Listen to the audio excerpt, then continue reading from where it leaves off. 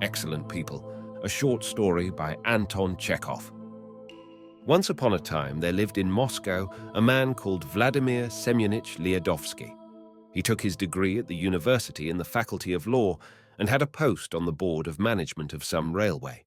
But if you had asked him what his work was, he would look candidly and openly at you with his large, bright eyes through his gold pince nez and would answer in a soft, velvety, lisping baritone, "My work is literature." After completing his course at the university, Vladimir Semyonitch had had a paragraph of theatrical criticism accepted by a newspaper. From this paragraph he passed on to reviewing, and a year later he had advanced to writing a weekly article on literary matters for the same paper. But it does not follow from these facts that he was an amateur, that his literary work was of an ephemeral, haphazard character. Whenever I saw his neat, spare figure, his high forehead and long mane of hair, when I listened to his speeches, it always seemed to me that his writing, quite apart from what and how he wrote, was something organically part of him, like the beating of his heart, and that his whole literary program must have been an integral part of his brain while he was a baby in his mother's womb. Even in his walk, his gestures, his manner of shaking off the ash from his cigarette, I could read this whole program from A to Z, with all its claptrap, dullness, and honourable sentiments. He was a literary man all over, when with an inspired face he laid a wreath on the coffin of some celebrity, or with a grave and solemn face collected signatures for some address. His passion for making the acquaintance of distinguished literary men, his faculty for finding talent even where it was absent, his perpetual enthusiasm, his pulse that went at 120 a minute, his ignorance of life, the genuinely feminine flutter with which he threw himself into concerts and literary evenings for the benefit of destitute students, the way in which he gravitated towards the young, all this would have created for him the reputation of a writer, even if he had not written his articles. He was one of those writers to whom phrases like, "We are but few," or "What would life be without strife?" forward, were preeminently becoming, though he never strove with anyone and never did go forward. It did not even sound mawkish when he fell to discoursing of ideals. Every anniversary of the university, on St. Tatiana's Day, he got drunk, chanted Gaudeamus out of tune, and his beaming and perspiring countenance seemed to say, "See, I'm drunk, I'm keeping it up." But even that suited him. Vladimir Semyonitch had genuine faith in his literary vocation and his whole program. He had no doubts and was evidently very well pleased with himself. Only one thing grieved him. The paper for which he worked had a limited circulation and was not very influential. But Vladimir Semyonitch believed that sooner or later he would succeed in getting onto a solid magazine where he would have scope and could display himself. And what little distress he felt on this score was pale beside the brilliance of his hopes. Visiting this charming man, I made the acquaintance of his sister, Vera Semyonovna, a woman doctor. At first sight, what struck me about this woman was her look of exhaustion and extreme ill health. She was young, with a good figure and regular, rather large features, but in comparison with her agile, elegant, and talkative brother, she seemed angular, listless, slovenly, and sullen. There was something strained, cold, apathetic in her movements, smiles, and words. She was not liked, and was thought proud, and not very intelligent. In reality, I fancy she was resting. "My dear friend," her brother would often say to me, sighing and flinging back his hair in his picturesque literary way, "one must never judge by appearances. Look at this book. It has long ago been read.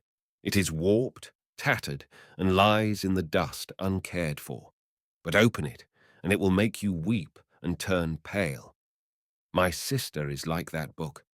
Lift the cover and peep into her soul, and you will be horror-stricken." Vera passed in some 3 months through experiences that would have been ample for a whole lifetime. Vladimir Semyonitch looked round him, took me by the sleeve, and began to whisper. "You know, after taking her degree, she married, for love, an architect. It's a complete tragedy. They had hardly been married a month when, woo, her husband died of typhus. But that was not all. She caught typhus from him, and when, on her recovery, she learnt that her Ivan was dead, she took a good dose of morphia.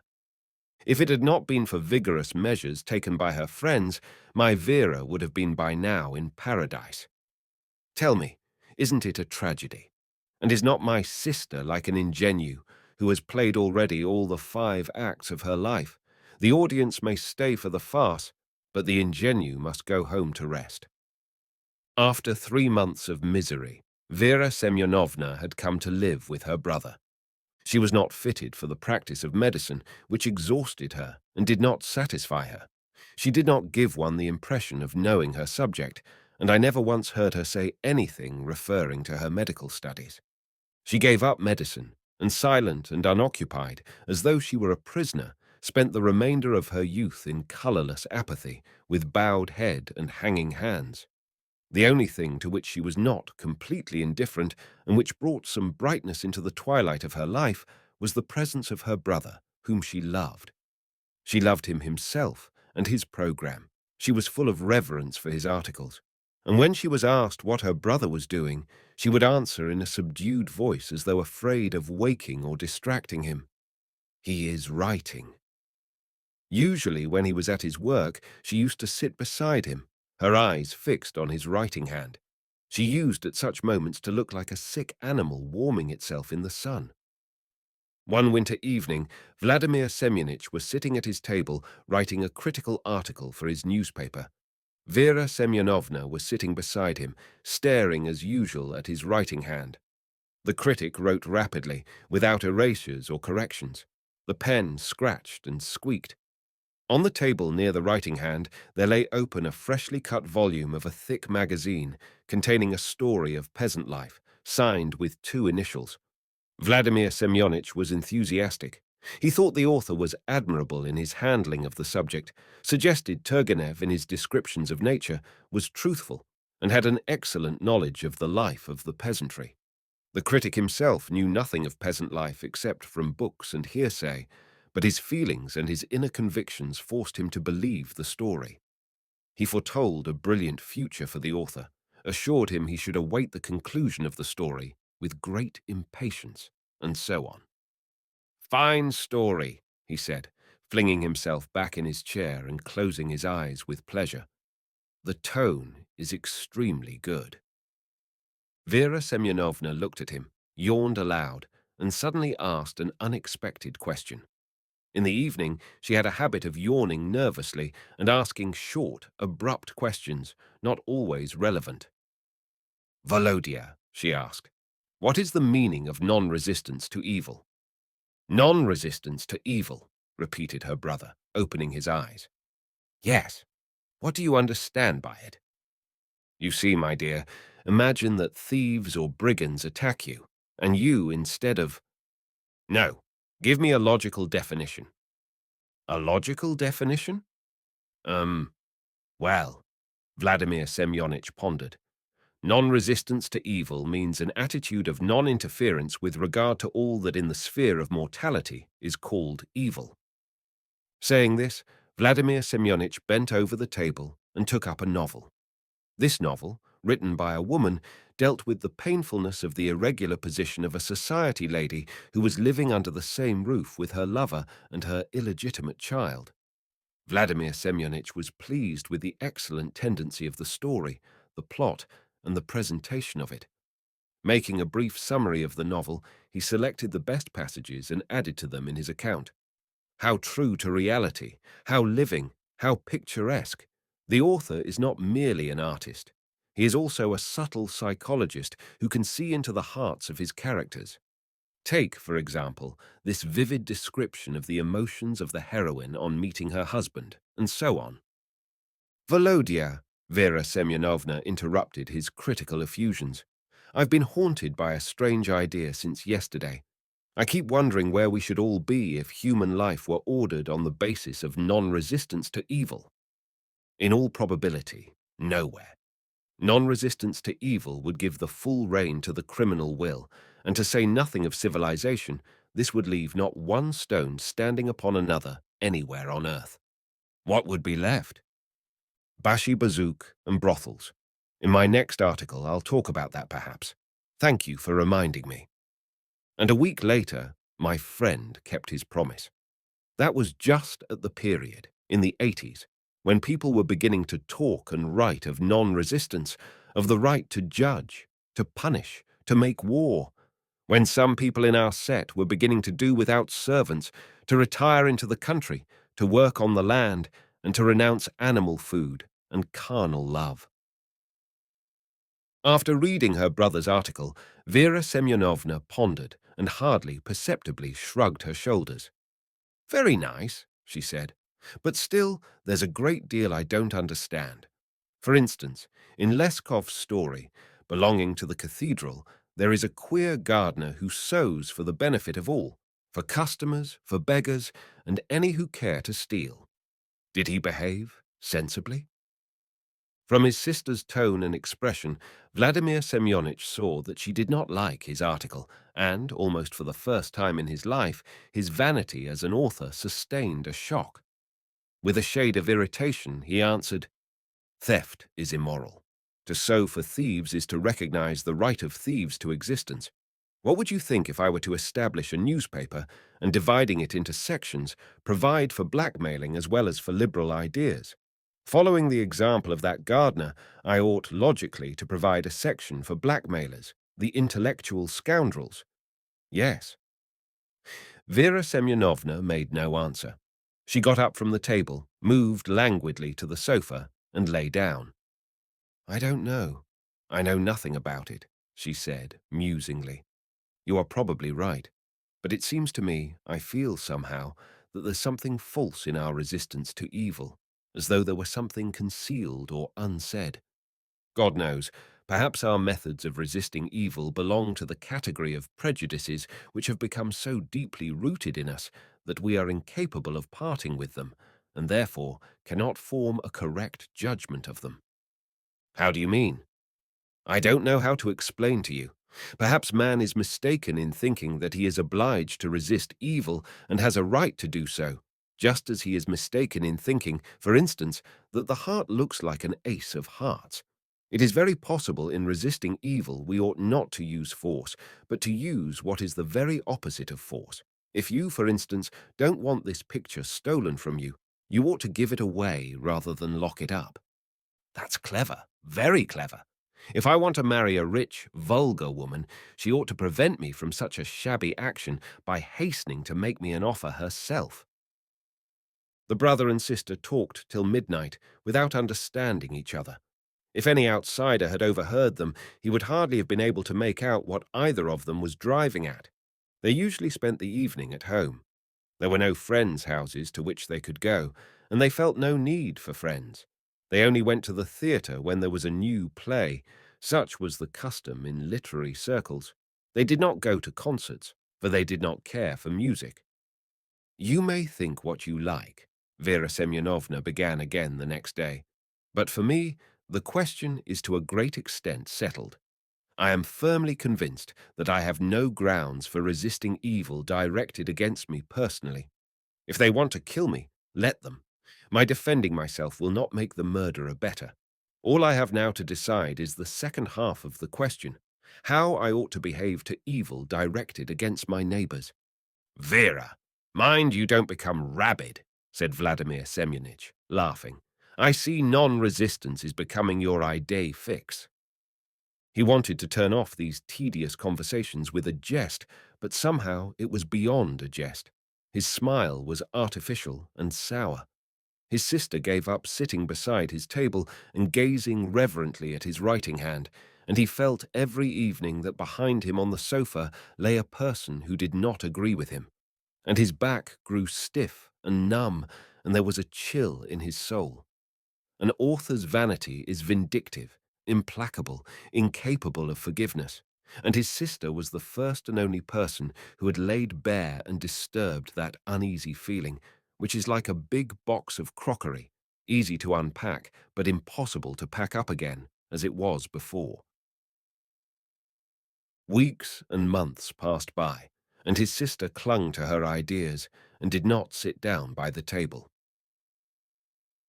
One spring evening, Vladimir Semyonitch was sitting at his table writing an article.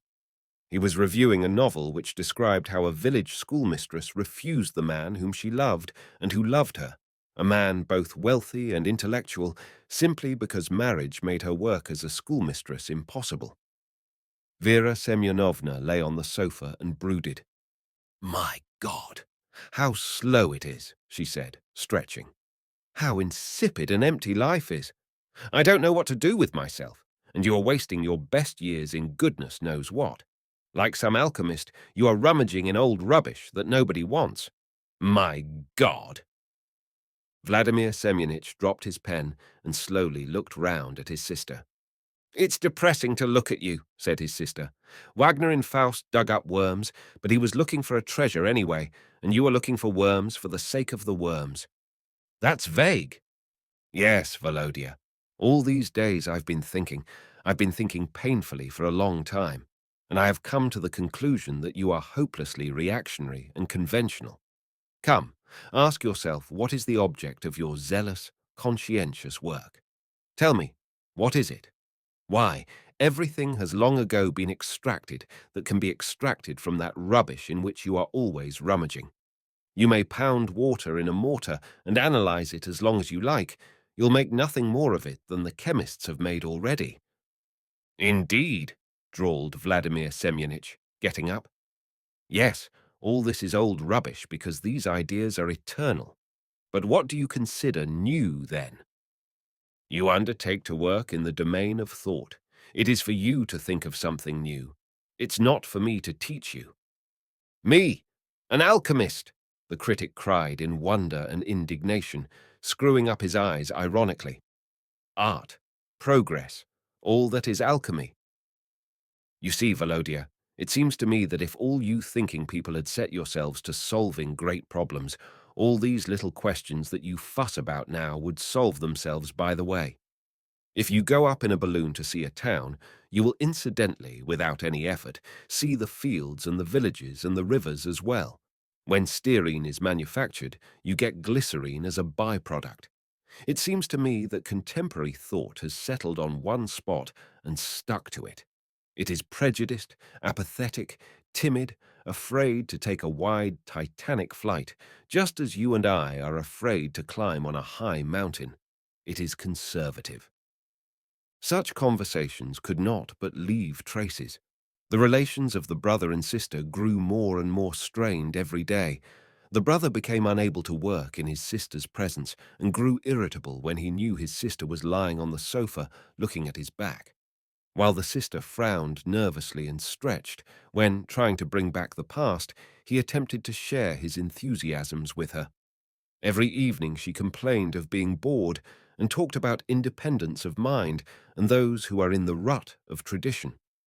Carried away by her new ideas, Vera Semyonovna proved that the work that her brother was so engrossed in was conventional, that it was a vain effort of conservative minds to preserve what had already served its turn and was vanishing from the scene of action. She made no end of comparisons. She compared her brother at one time to an alchemist, then to a musty old believer who would sooner die than listen to reason. By degrees there was a perceptible change in her manner of life too. She was capable of lying on the sofa all day long doing nothing but think, while her face wore a cold, dry expression such as one sees in one-sided people of strong faith. She began to refuse the attentions of the servants, swept and tidied her own room, cleaned her own boots and brushed her own clothes.